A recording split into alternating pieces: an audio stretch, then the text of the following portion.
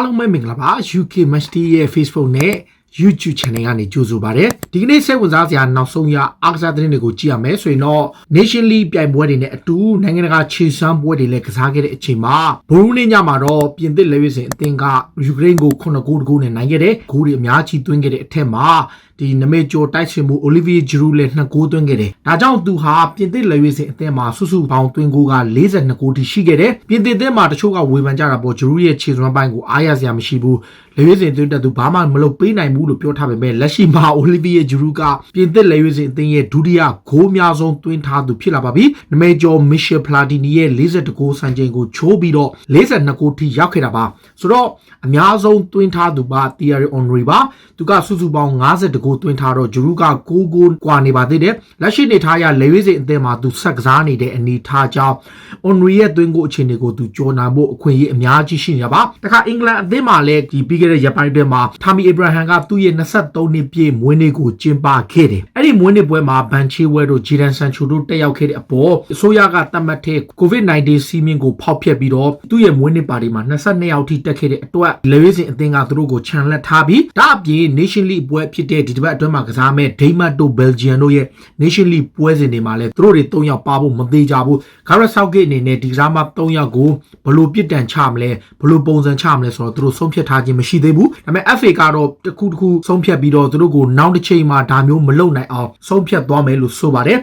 နောက်ဒီဘက်ရပိုင်းတွင်မှာဥရောပချန်ပီယံလိဥရောပယူရိုပါလိပြိုင်ပွဲရဲ့ဒီလူစင်းတွေတင်သွင်းတဲ့အခါမှာ Chelsea အသင်းကလည်းသူတို့ရဲ့ကွင်းလင်ကစားမ Danny Drinkwater အပါဝင် Victor Moses နဲ့အခြားကစားမ9ယောက်ကို Chelsea အသင်းရဲ့ချန်ပီယံလိလူစင်းတွေကိုထည့်သွင်းဖို့ပယ်ချလိုက်တယ်ဒီနေရာမှာ Chelsea အသင်းမှာဂိုးသမားခပ်ပါ Ariza Balaga တို့ Temo Rudiger တို့ဒီအားလုံးပါခဲ့သလိုတတိယဂိုးသမားဖြစ်တဲ့ Willy Caballero တို့လည်းပါတယ်ဒါပေမဲ့ခုနပြောတဲ့ကစားမ2ယောက်အပါဝင်အခြားကစားမ9ယောက်ကိုပါပဲနဲ့ Chelsea ကလူချန်ပီယံလိလူစင်းကိုထုတ်ပြန်ကြေညာခဲ့တယ်ဒါလမ်းပတ်ဆုံးဖြတ်ခဲ့တာပါ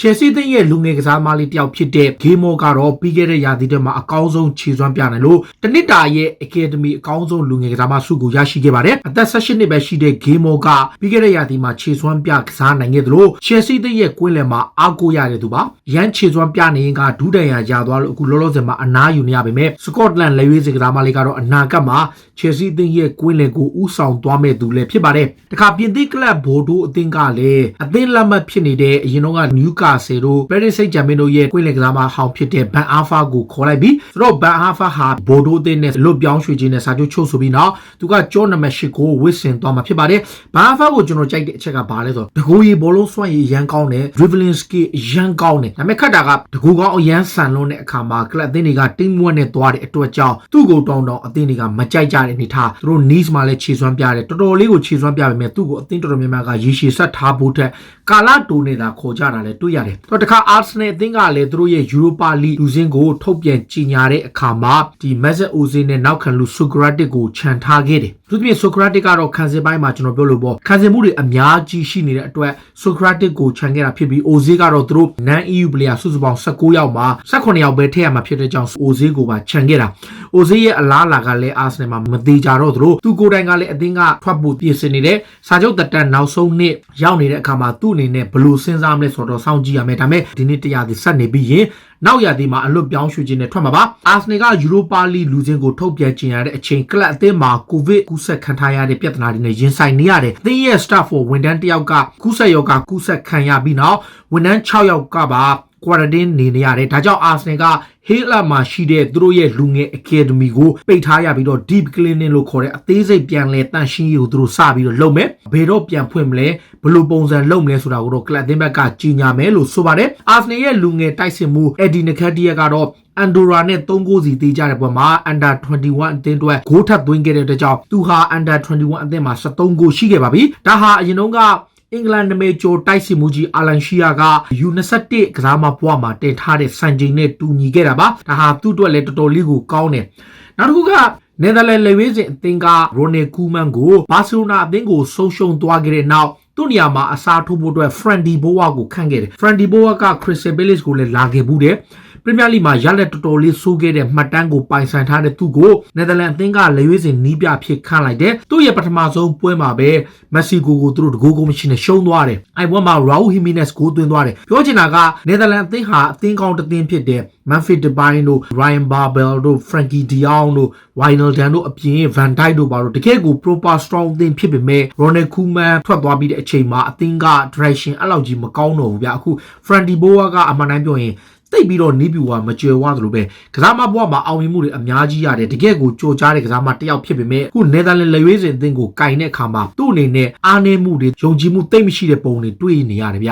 ျနောက်တစ်ခုကအခု Tottenham Hotspur ရဲ့နီးပြ Jose Mourinho ကကလပ်အသင်းအနေနဲ့ Europa League လူစင်းကိုထုတ်ပြန်ကြေညာတဲ့အခါမှာအသင်းရဲ့ဝါရင်ဘယ်နောက်ခံလူ Danny Rose ကိုခြံထားခဲ့တယ်ဒီက Danny Rose ကိုယ်တိုင်ကကလပ်အသင်းမှာကျွန်းနမလည်းမရဘူးကစားကွင်းလည်းမရဘူးအသင်းပြောင်းမှုစူးစမ်းပေမဲ့အဆင်မပြေတဲ့အခါမှာသူ့အနေနဲ့စာချုပ်တက်တဲ့နောက်ဆုံးနှစ်မှာကျွန်းနမမရှိဘဲနဲ့အသင်းနဲ့အတူလက်တွဲခွင့်မရပဲပြစ်ပယ်ချင်းခံထားရတယ်Tottenham Hotspur ကခံစင်မှုတယောက်ကိုသူတို့လိုချင်တာအားလုံးသိပါတယ်ဆိုတော့ Jose Mourinho က Championship Club Swansea တင်ရဲ့ Joe Rodon ဆိုတဲ့နောက်ခံလူကိုခေါ်ဖို့လုပ်နေတယ်ဝေးလေရွေးစင်နောက်ခံလူကတကယ် quality player တယောက်ဖြစ်ပေမဲ့ Mourinho ကအဲ့ခံစင်မှုကိုသူတို့အနေနဲ့ပေါင်9တန်းကမ်းလှမ်းထားတာကို17တန်းလောက်ထိတိုးပေးဖို့လုပ်နေတယ် Swansea ကတော့18တန်းဆိုပြီးတော့သတ်မှတ်ထားတဲ့အတွက်သူတို့ထပ်ပြီးညှိနေတယ် Championship နဲ့ England ပြည်တွင်း League တွေရဲ့အပြောင်းအရွှေ့ကိုတော့အောက်တိုဘာ16ရက်နေ့မှာပိတ်မှာဖြစ်တဲ့ကြောင့်အသင်းတော်တော်များများက Championship ကကစားမအချို့သူတို့ရဲ့ကစားမတွေကိုလည်း Championship ကိုအငှားချဖို့တွေတော်တော်လေးပြုလုပ်နေကြတွေ့ရတယ် Liverpool အသင်းရဲ့ January နောက်ခံလူ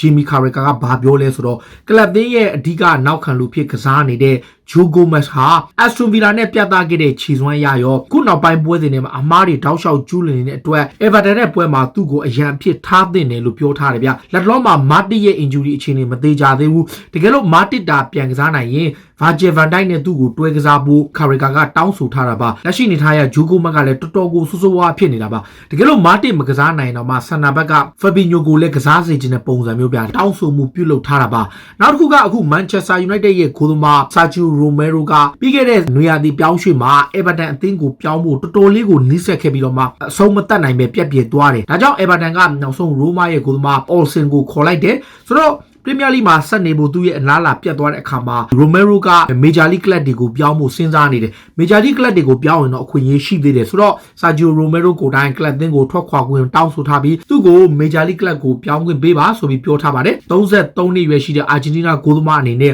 သူ့အနေနဲ့ Lewis အသင်းမှာပြန်လဲပါဝင်ခွင့်ရဖို့မျှော်လင့်နေစေဖြစ်ပါတယ်ခုလောလောဆယ်မှာ Manchester United ရဲ့နီးပြ Solskjaer ကနွေရာသီပြောင်းရွှေ့ခြင်းကမှာကစားမတွေအထိုက်လျောက်သူတို့ခေါ်လိုက်နိုင်ခဲ့တယ်ဒါပေမဲ့အဲ့ဒီထဲမှာ social target ထားတဲ့ကစားမတယောက်မှမပါဘူး social ကနွေရာသီဈေးကွက်အစမှာ Aruwu အပါဝင် Manchester United ဘုတ်ဖွဲ့ကိုသူတောင်းဆိုခဲ့တာကစားမ3ယောက် Jack Grealish က Jadon Sancho ရဲ့ Diego Upamecano ရဲ့သူ3ယောက်ကိုသူတောင်းဆိုတယ်ဒါပေမဲ့ Manchester United ကအဲ့3ယောက်ကိုတယောက်မှမခွန်နိုင်ခဲ့ဘဲနဲ့ Edison Cavani တို့ Alex Telles တို့ Donny van de Beek နဲ့လူငယ်ကစားမ2ယောက်ပြီးတော့ Atlanta လူငယ်ကစားမအပါဝင်ဆိုရင်6ယောက်တောင်ခေါ်လိုက်တယ်ဒါပေမဲ့အဲ့ပြစ်ဖက်တွေအားလုံးက social တယောက်မှတောင်းဆိုခဲ့တာမဟုတ် social တောင်းကျင်တာကခုနကစားမတွေကိုပဲသူတောင်းဆိုခဲ့တာဒါပေမဲ့ Manchester United ကလိုအပ်နေတဲ့ position တွေအတွက်သူတောင်းဆိုခဲ့ပေမဲ့ club တင်းကဖြည့်ဆည်းခြင်းပြုခဲ့တာလို့ ESPN ကဖော်ပြထားပါတယ် Croatia လေဝီစင်ရဲ့အသင်းကောင်းဆောင်ဖြစ်တဲ့ Luka Modric ကတော့အခုဘာပြောလဲဆိုတော့ Real Madrid နဲ့2021ခုနှစ်မှာစာချုပ်သက်တမ်းကုန်ဆုံးမှာဖြစ်ပေမဲ့သူ့အနေနဲ့ Madrid အသင်းမှာနောက်ထပ်100ဒီလောက်အနည်းဆုံးဆက်ကစားခြင်းနဲ့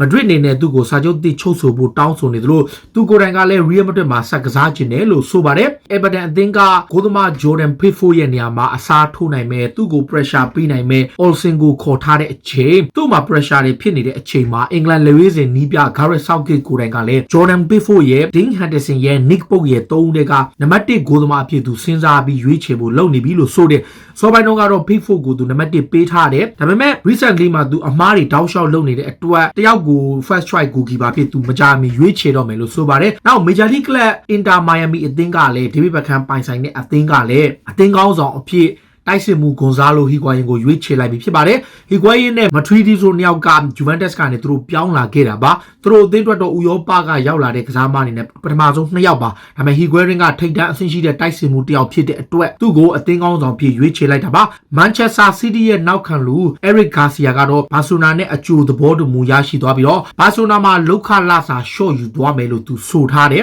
January မှာ pre-contract ချုပ်မယ်နောက်ရာသီမှာအပြီးသက်ပြောင်းရွှေ့ဖို့လည်းသူစဉ်းစားထားတယ်အလွတ်ပြောင်းရွှေ့ခြင်းနဲ့ ပြောင်းပါပါမန်စီးတီးနဲ့သူ့ကိုဆက်ပြီးထိမ့်သိမ်းနိုင်မှုတော်တော်လေးခတ်သွားတယ်ဒီချိန်ထဲမှာဘာဆိုနာအသင်းဟာပြီးခဲ့တဲ့ဗန်ဒိုင်းရှင်းလင်းတက်မှာစုစုပေါင်းယူရိုတန်း200လောက်ရှုံးနေချိန်လာမယ့်ရာသီမှာတော့သူတို့အနေနဲ့အတိုင်းအတာတစ်ခုတည်းပြန်ပြီး recover ဖြစ်နိုင်တယ်ဘာကြောင့်လဲဆိုတော့ဒီနေ့နွေရာသီမှာထိပ်တန်းအဆင့်ရှိတဲ့သူတို့ရဲ့ဝိုင်းရင်ကစားမတွေကိုရှင်းထုတ်နိုင်တဲ့ကြောင့်လောက်ခလာစာရဲ့ဘီတဲ့ကနေပေါင်တန်း80လောက်သူတို့တက်တာတော့မယ်လူဝီဆွာရက်စ်ကိုသူ့ရဲ့စာချုပ်ရဲ့တဝက်ဖြစ်တဲ့9.5တန်းပေးပြီးတော့ကျန်တာကတစ်နှစ်ကို15တန်းလာစာကိုသူတို့စိတ်ဖြစ်လိုက်နိုင်တယ်။ Even Rakitic ကလည်း9တန်းကျော်ရတယ်။ Arturo Vidal ကလည်း10တန်းကျော်ရထားတယ်။ Fodibo ကိုလည်းအငှားချထားတယ်။ကစားမတွေတော်တော်များများကိုသူတို့ထုတ်လိုက်တဲ့အတွက်အဲ့ကစားမတွေကိုပေးချရတဲ့လောက်ခလာစာတွေကြောင့်ယူရိုတန်း80လောက်ဘာစီလိုနာတော်တော်လေးဆေးဖြစ်သွားတယ်။တစ်ချိန်တည်းမှာပဲ